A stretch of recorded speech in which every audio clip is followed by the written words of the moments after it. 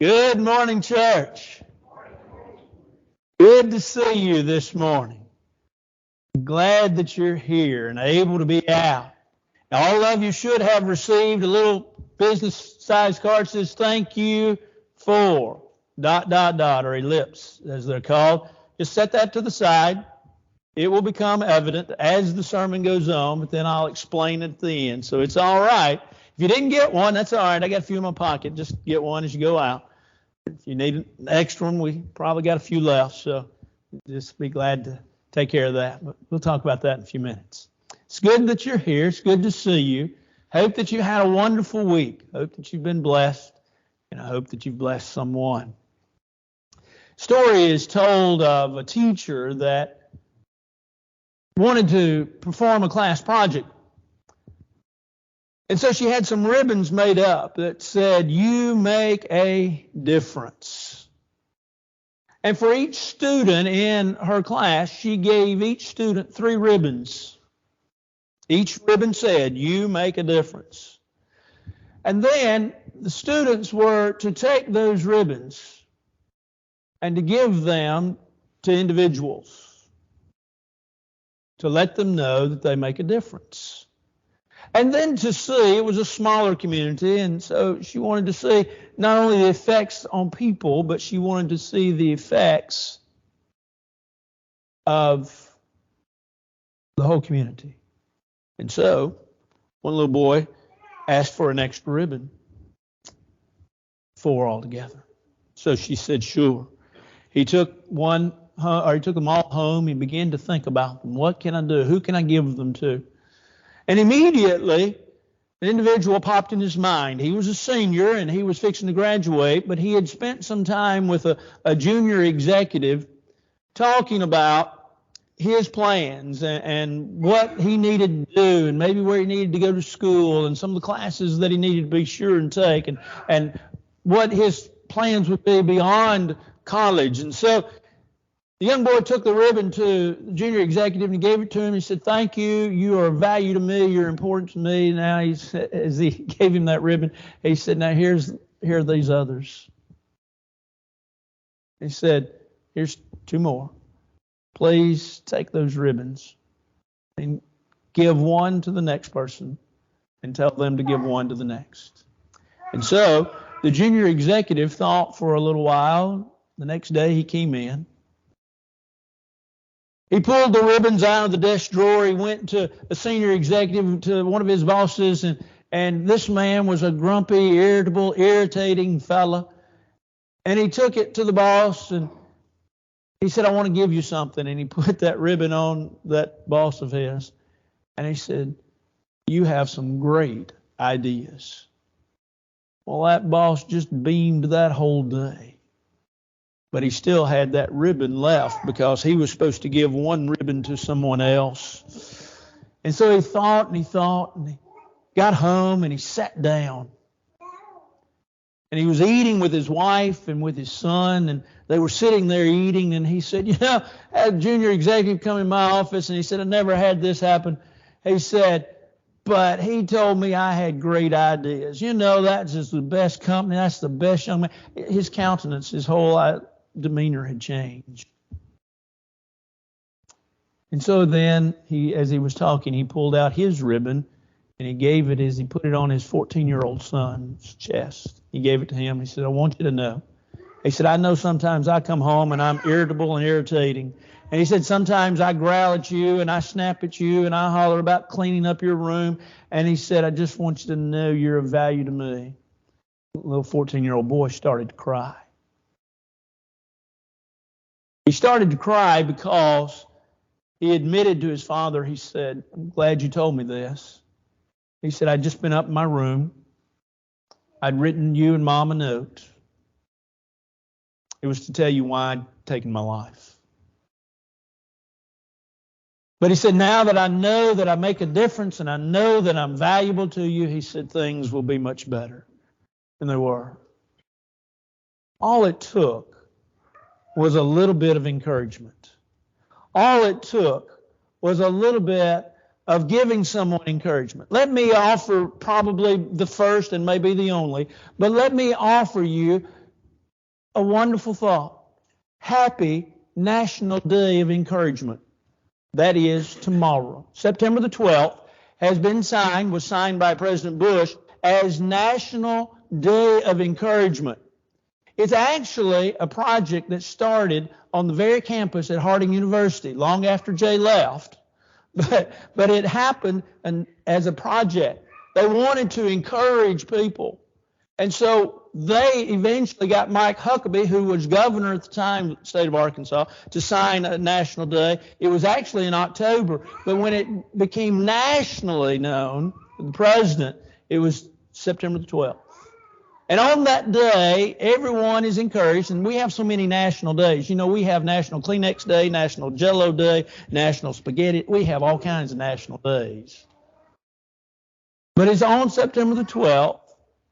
We are all encouraged to give encouragement to others. You know, we all need lifting up from time to time. And Isaiah said in Isaiah 35, verse 3, to strengthen. We can make firm feeble knees. Say to them that are fearful of heart, be strong. You see, Isaiah tells us, encourage others. Build up others. We all need encouragement. The Bible tells us, and the Scriptures plainly say, exhort one another. Hebrews 3, verse 13, exhort one another. Paul would write in 1 Thessalonians chapter 5 and verse 11, he would say to exhort and to edify one another. The Scriptures teach us, encourage others, lift others' spirits up. You know, we all go through a dry time and a time in our lives that's low-spirited. It doesn't matter who you are.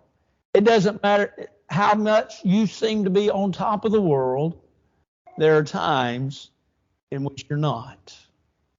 There are times in which, plainly put, you're going through that desert in your life. You're going through that difficult time. You're going through that hardship time. You're going through a time that is just downright heartbreaking and heart-wrenching. Go through it at different times in our lives. Sometimes we go through it when we're going through school. Sometimes we go through it when we're newly married and should be on top of the world, but we're really learning how to adjust to family life. Sometimes we go through it when we're sick. We have a sickness and an illness that either the doctors can't describe, the doctors can't explain, or they say, I've never seen this before, or they say, I can't help you with it anymore.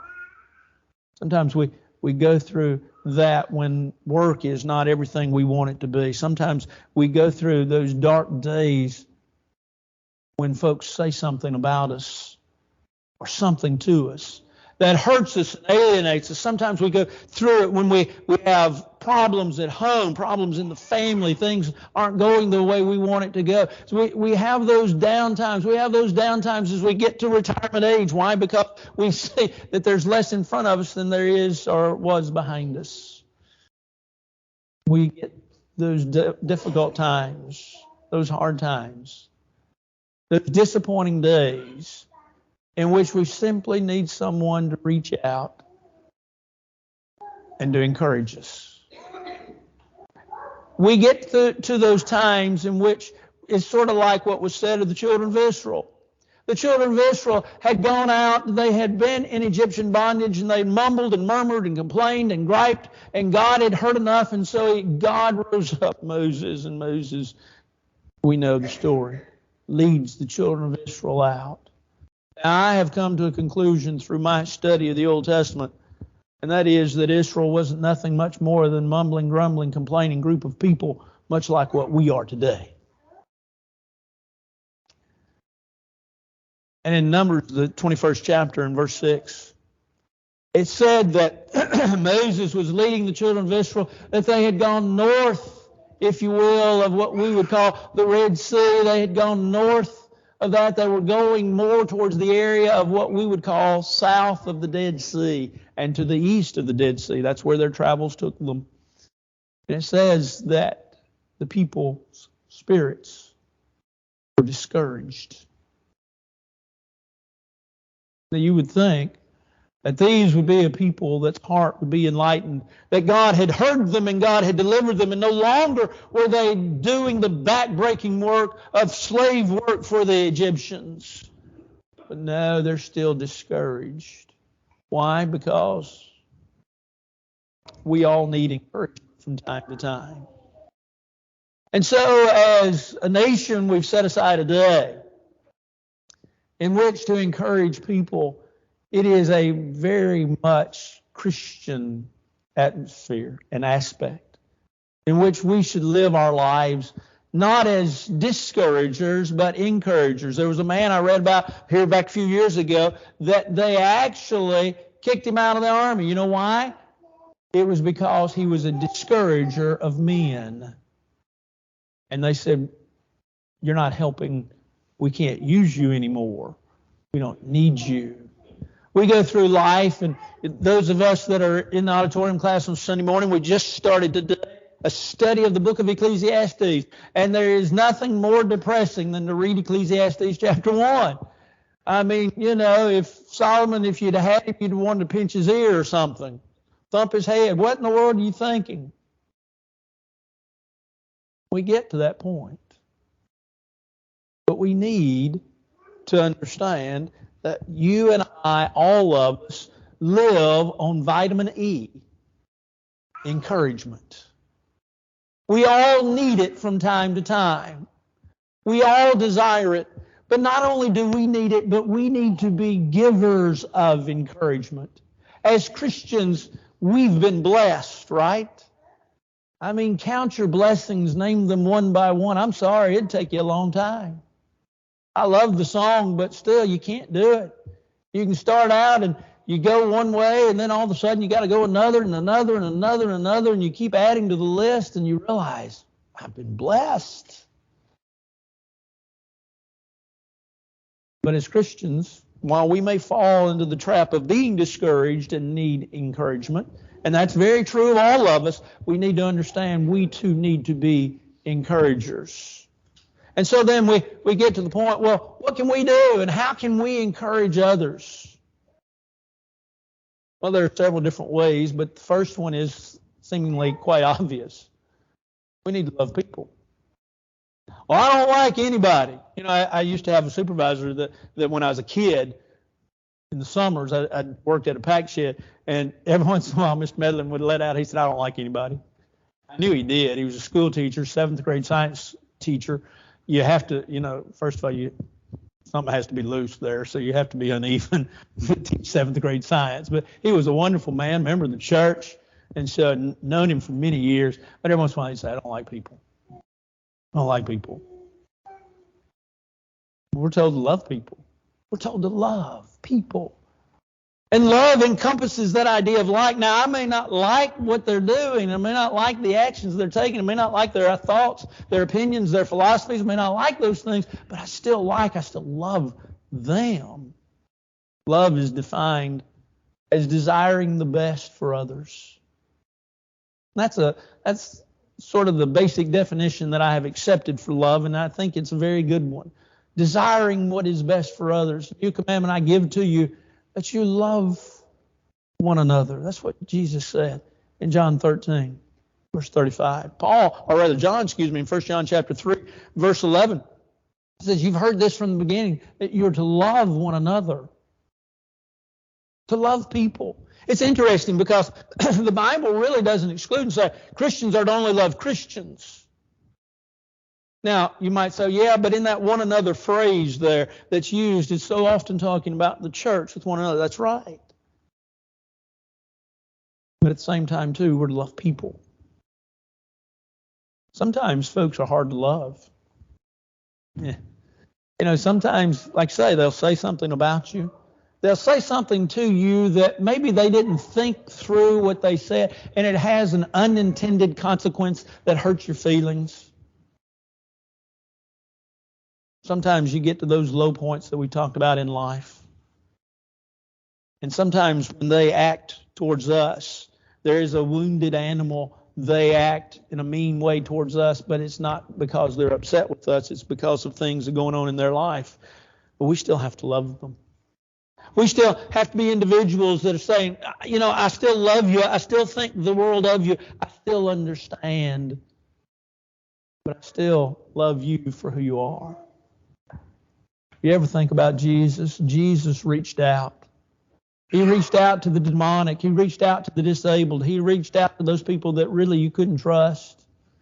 He reached out to those that were diabolical in their approach of trying to get him to do things and say things that he didn't know or believe, but thinking that they could truly prove that he wasn't the Messiah. He reached out to the most dastardly of individuals, and he loved them. He loved Judas. Did he know that Judas would betray him? Yeah, I think so. And yet he loved him. He loved him with all that he had. He loved him with all that he could give him. As individuals, to be encouragers, the first thing we have to learn to do is love people. Well, what does that mean? Well, that means we may have to change our outlook. That means that we may have to change the way we feel about ourselves. It may mean that we have to change the way we feel about the world. But learn to love people. I'm convinced that part of our problem in our society today is that we've forgotten how to love others, even though we may disagree with them. We've forgotten how to look at somebody in the eye and say, I don't agree with you, but I still love you. If we're going to be great encouragers, we have to learn to love people. But secondly, we have to learn to be there for people.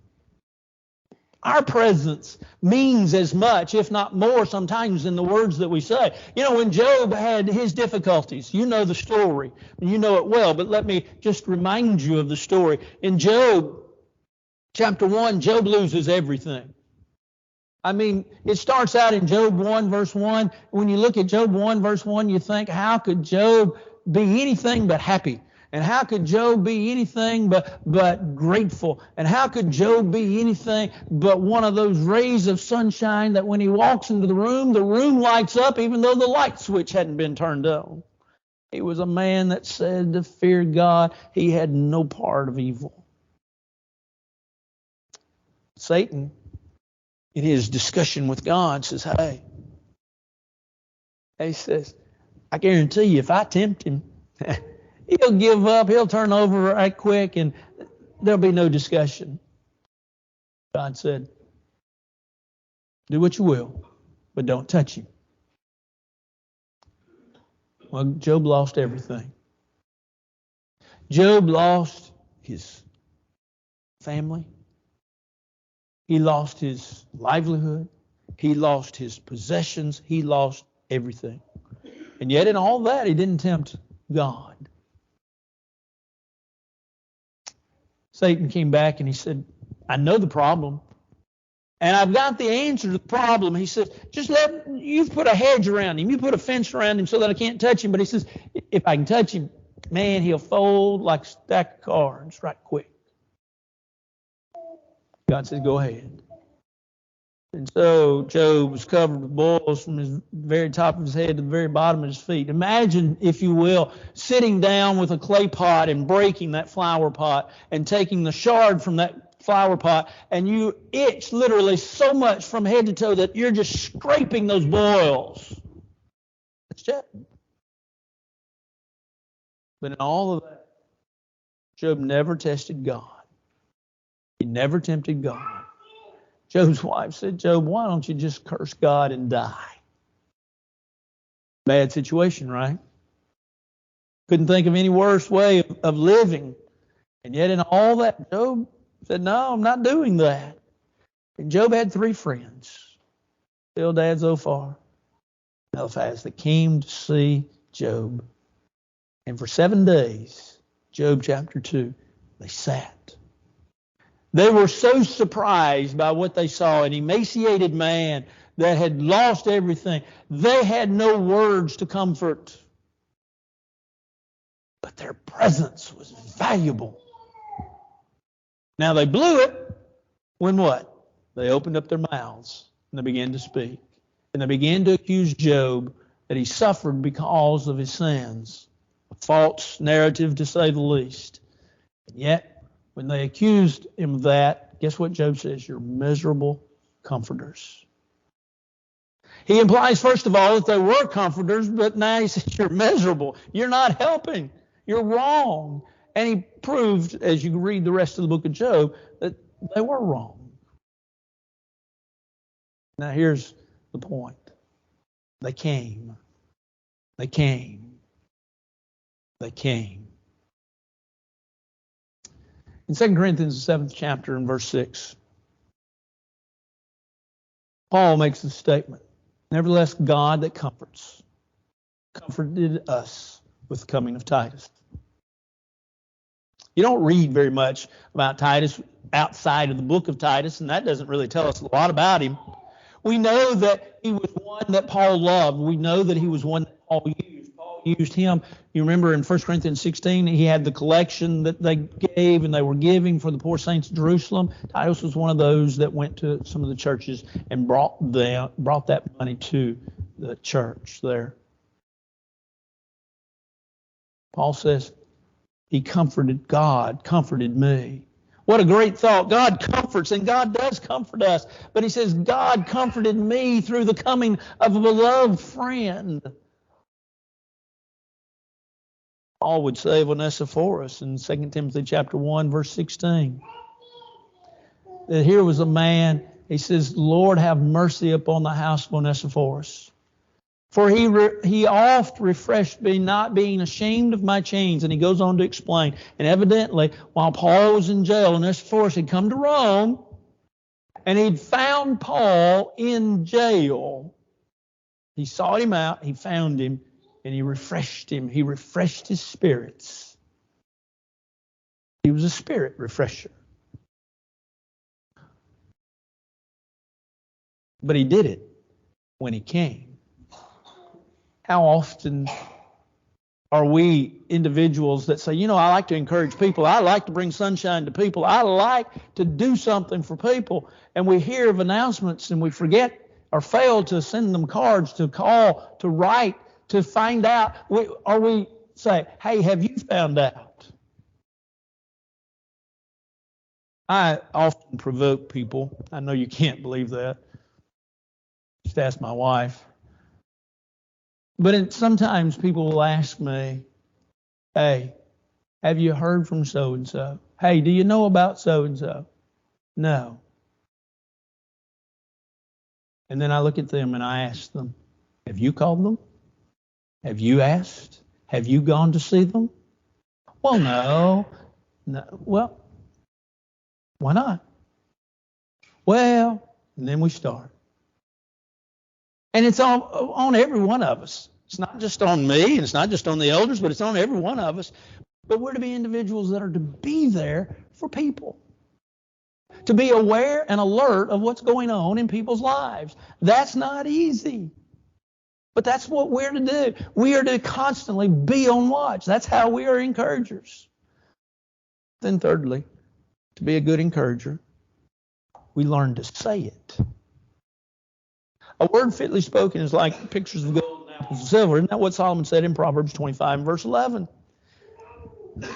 Better to say an encouraging word than to think it. And to be honest, let's use the antithesis of that. Better to keep quiet a discouraging word than to say it. But it's better to encourage others. Speak a good word. Say something good. Say something kind. Be aware of what's going on in people's lives and then express to them your appreciation or express to them encouragement or thanks for what they've done or for how you've received them. Say it. Don't just feel it.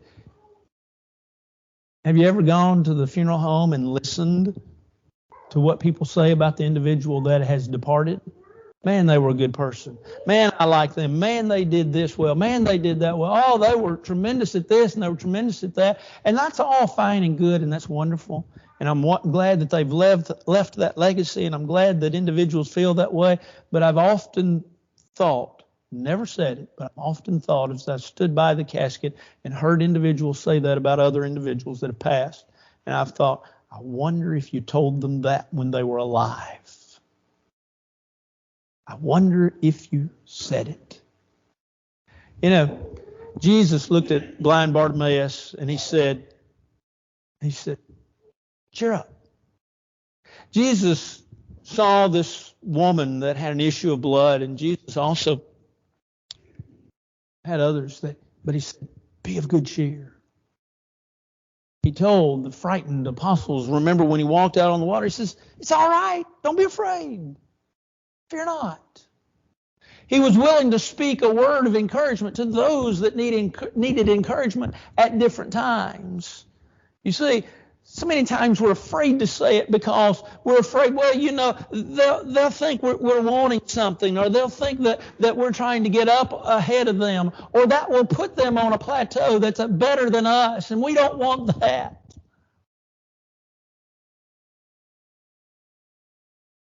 We need to say it. Jane was a school teacher. Jane had a classroom of high school students.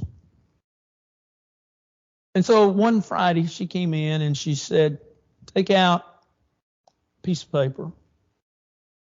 And she said, write everybody's name that's in this class down on that paper, but leave space beside it, and I will come back in a few minutes and I will tell you what to do. And so every student sat down, they wrote all the other students' names down on a piece of paper. Then she said, when they all finished that, and they all made sure they had everybody on their sheet, she said, now I want you to write the nicest thing you can think of about that person. Just one sentence, the nicest thing you can think about that person. And so they did. And so Friday, she took all of those papers home, and over the weekend, as so many of our wonderful school teachers do, they spend their weekends working, she sat down and she typed out each student's page of what all the other students had said about them. And on Monday morning, when the class came together, she started passing those papers out. And she could hear some of the girls say, well, I didn't know they thought that of me. And she heard another young man say, wow, I never knew they thought that. Another one, oh, man, oh, this is wonderful. Years passed. She went to a funeral. A young man out of that class had gone to Afghanistan, and his life had been taken from him. After the funeral, the class got together at a local restaurant in order to eat and spend some time together. They hadn't seen each other in quite a while. And so they got together. And as they got together, the parents of this young man whose life had been taken from him comes in, and they sit for a while, and they pull up to the teacher and they say, we know you really don't know us. You knew our son. But I want to share with you something. And the father pulled out the wallet of their son who was deceased, and he pulled out a piece of paper, and the teacher automatically recognized it. The paper was discolored, had been taped together because it had been opened so much. And the father said, just want you to know, this was a project that you had in class. He said, yes. He said, this meant so much to our son. You will never know how much it meant. And with that, each student began to pull out their piece of paper. Yeah, I read mine all the time. Yeah, I've got mine in a desk drawer at home. Yeah, I look at this occasionally when I'm feeling down. Just because it was sad. But we also can be great encouragers by looking for the opportunity. Looking for the opportunity. Looking for the time in which we can simply say, you know, I know what's going on, and let me say how much I love you, how much I appreciate you. We put our arm around them and say, man, you know, we appreciate what you're doing. Paul said it this way, as we therefore have opportunity, let us do good unto all men. He didn't tell us what that all doing good exactly was. He didn't list it out. But I think if he did, he'd say, write a note, send a card, make a call, go to them, go to their house, Smile at them when you see them. Put your arm around them when you get close to them. Go to them. Get close to them. He'd say, make your own opportunity. How do you become a great encourager? Look for the opportunities. Avail yourselves of the opportunity. But most specifically, be aware of what's going on in their life. Not gossip. I'm not saying gossip about people.